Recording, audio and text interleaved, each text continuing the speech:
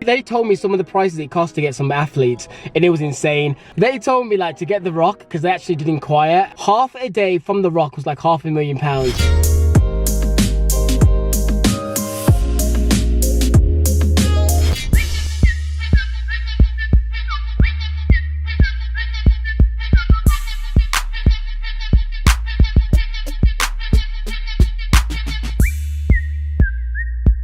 I'm pretty sure I haven't talked about it on here, but I have on Instagram. So if you follow me there, you probably already know what's coming. But basically, if you went to Bodypower Expo this year in 2019, you know that a lot of backlash around it. I made 2 videos on it talking about how, in honesty, I wasn't really impressed with it. So in essence, Bodypower reached out to me on Instagram because they sent me a DM. I instantly assumed, oh shit, they're gonna ask me to take down my videos or something, because obviously it wasn't like a positive review of the expo. But it turns out they just rang me and kind of spoke about what I said in the video, what bits they agreed with, what bits in my video they dispute. So basically the call was about maybe 10 minutes, and it ended with them saying, to be honest, they know they want to improve for next year, and they offered me a position to be part of like some little small team of people that will be able to kind of have input on the actual show.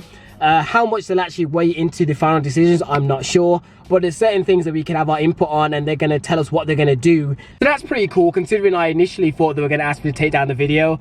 But tomorrow is when I'm actually been invited to go up to the head office and kind of see what's going on. And I'm probably going to vlog it as well, just because it'll be interesting for you guys to see behind the scenes, because I have no idea what it's going to be like. But yeah, so it's going to be interesting to see how that goes. I'm hoping that next year's Bodypower is actually dope. What is good is the next day, and we are going to be going to the Bodypower head office in about... Ooh, technically I'm running late, but I'm going to leave out in around 15 minutes. I'm just going to eat my first meal, which is a bagel with 2 turkey rashers, 2 bacon medallions, like upper bagel whites. So I'm going to eat this, get ready to go. I had no idea that it was a 30-minute drive from where I live. I thought it was more local in Birmingham. Anyways, I got my Gary V podcast for me to actually listen to while I drive. Everyone's trying to get on Joe Rogan's podcast. He doesn't want you. You know, like you've got a long way to go before you get there. Let's. All right, so we've been driving so far for around 25 minutes. All right, apparently we are somewhere here. All right, people, we have now just arrived. I have no idea where we are. Literally, we drove past like 1,000 farms.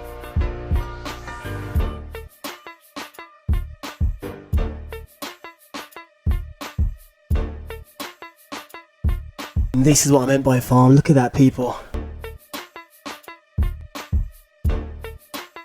So usually on average, do you know how full it's going to be? Is like how many booths are coming? So we will have a max capacity. I'm more just thinking, obviously, when it gets to the point, say, oh no, a month before the show, and you find out, oh no, 2 big people pulled out, and it's just going to be like a big area. How much time do you have available to potentially fill the area with something like cool? Cause I was even saying in my video, even if you didn't have enough booths to fill it up, if you just literally did like one of the booths, I think barbells, with the table tennis, you just put like a sports court there. Yeah. Even if you filled it with gym equipment, worst case scenario, I'll get bored for like an hour in. At least I know me and my friends can just have like a nice little workout session as well. No. And it's a bodybuilding expo, so that would probably be a bit more on brand. Like the table tennis, I find it fun, but realistically, at bodybuilding expo, if someone had said just off the bat, table tennis, no one's gonna think like, yeah. I know that's the booth, but if there was an alternative, that would be cool. And maybe that's what we need to look at, is if anything does happen, do we fill it with, what do we fill it with, and stuff like that. It's a nightmare, as you can probably imagine. Yeah. That's what I was thinking, like how much turnaround would you have to fill it with like, equipment? Do you have it, or do you rent it, or do you want those ones? Again, it's difficult because we would have to find the space, and then do we need power? We need someone to supply the kit because we don't have kit. And it might be possible, it might not be possible, but yeah, it's definitely something to look at. I think we should have a bigger kind of workout and area, and that's what the gym town will hopefully be. That was probably one of the things that kind of irked a few people. 2018 was my first Bodypower. We had Kai, we'd paid for him to come, and for a personal reason, he couldn't come. And that backlash comes onto us then. It's not his fault, it's not our fault, it's completely out of our hands. It's the same as some of the brands. There was a rise of influencer like athletes rather than real ones, like the Love Island types. Yeah, I know exactly what you mean, and I think it's because the brands recognise that they can bring someone to the show, and it's all that's money. not like the expo. That's actually like a stand that brings. Okay. Yeah. I wasn't sure if they were actually. Yeah, in terms of the expo, we sell the stand space. We don't even put on the competitions really. So. Okay. You just give them like the slot, and then someone fills it in. Exactly. So it's come away from the supplements, and this is the problem with those giveaways and freebies. Of course, some people literally come here. I can just get dib and dabble in different things. And obviously, I know that's technically not up to you, it's up to the company. But I think I did say in my video that I think it was because cost price pretty high. That was just a assumption. But so with the stands, with the Bodypower experience since the rebrand, I believe the sale. Don't quote me on this, but the sales guys, I think they've actually reduced the cost of the stand space. We want to move people up. We want people to have bigger stands year on year. We want them to develop. Hence why we do have different areas. Yeah, I've always noticed that when you turn left around the corner, it tends to be like the smaller up and coming. Yeah, of course. They've got smaller budgets, but we still want them to be included in the shows.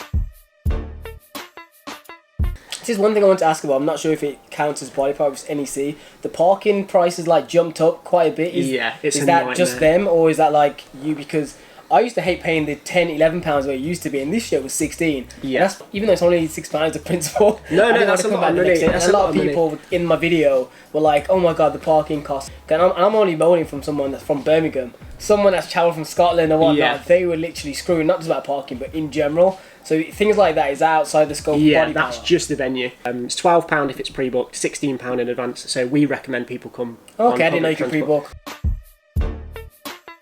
In terms of the big stands, this year is looking quite promising for the big brands. Okay. Obviously, this will be something that you'll have to chop out, but from here, so no one's doing it. But I know that Steve, our MD, is talking with.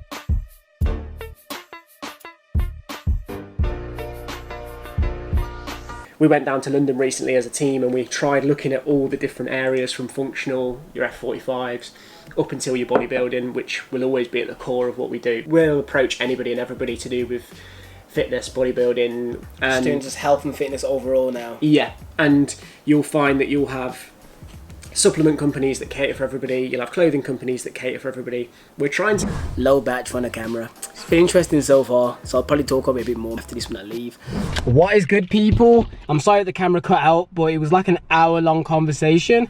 So I didn't manage to obviously film it all, plus it would have been a bit boring, so I'm going to summarise the outcomes, because when the camera cut out, I made notes. So number one, what I would say is, I thought Bodypower themselves had a lot more control over certain things, which they don't. It's like they just kind of facilitate the agreement between NEC and then just getting people to fill the spots. I thought they had a little bit more control about certain things. If they sell the spot or plot of land to a company, that's basically it. I guess they can decide what companies come, but that's more or less it. Things regarding actual athletes, I was saying like they told me some of the prices it cost to get some athletes, and it was insane. One I joked about, I said that in my opinion, if you had The Rock, which I knew they were never going to be able to get, like someone like that obviously would bring a lot of traffic, but I said I know it's probably not feasible. They told me like to get The Rock, because they actually did inquire one day. His what's it, half a day from The Rock was like £500,000. Obviously this expo could not afford that. Another thing that was interesting was the fact that Bodypower UK is obviously their main expo. They have one in India, which is booming, but this kind of branch's head office focus on just the UK one. So they have this one expo really to feed them for the year. So they're trying to maximize as much as they can. So they can't afford crazy big budgets. Because I asked them like how many big name kind of athletes or bodybuilders can they afford to get? Because obviously I know they're on a budget. They have this one expo that controls basically their whole year of like salaries and just building for the next show. How does it work? So they more or less have to limit in a sense. Certain questions I asked him about was the yellow carpet that you guys know that I kept talking about in the video, which is quite funny. They said basically one of the reasons they got rid of the yellow carpet was purely because it kept the cost it takes to actually put it all down. Over the course of the 3-day expo, they often have to pay even more to like replat it down, because when people are walking it chips up and it causes a hazard sometimes. So I understood it, so I asked that. I live in Birmingham, so I'm going to probably go no matter what because I live so close. But for people that's traveling from certain locations, I just said, is there any way that I can get like a discount code? So at least for those people that obviously are going to travel from far again, at least they're getting something a little bit back.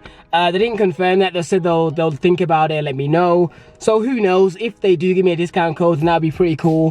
Whether it's £5 off or a percentage off, every little helps. But overall, it was just interesting conversation. There's certain bits I had to crop out of the video, as the guy mentioned, he couldn't have me saying. But I was really quite surprised they even told me, period, because I didn't sign an NDA. So realistically, I could continue to tell other people. I'm not going to, because I feel like it's a respect thing. Like, I can't say specifics here, which I really wanted, but I can't.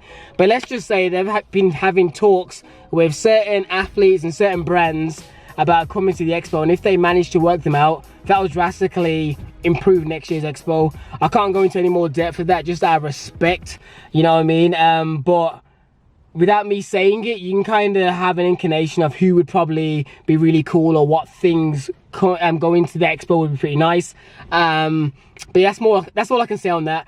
But overall, thanks for watching this video. I don't want to go into big depths. Considering I'm just a small little YouTuber from the UK in Birmingham, for them to reach out to me and ask me up to the head office and trying to get me involved in this kind of stuff, that shows a bit of humbleness on their part, because they're a big expo. Like, Bodypower's a known show. For them to reach out to someone like me is pretty cool. If you enjoyed this video, please give it a thumbs up and let me know your thoughts. Are you gonna consider going to Bodypower 2020? I'll be going because I'm from the UK area, but I know some of you that traveling from onshore. So hopefully they tell me some really good news and I can feed you guys, and then you can have like a better decision if you're gonna come. So yeah, it's gonna be interesting. Anyways, deuces people, enjoy your day.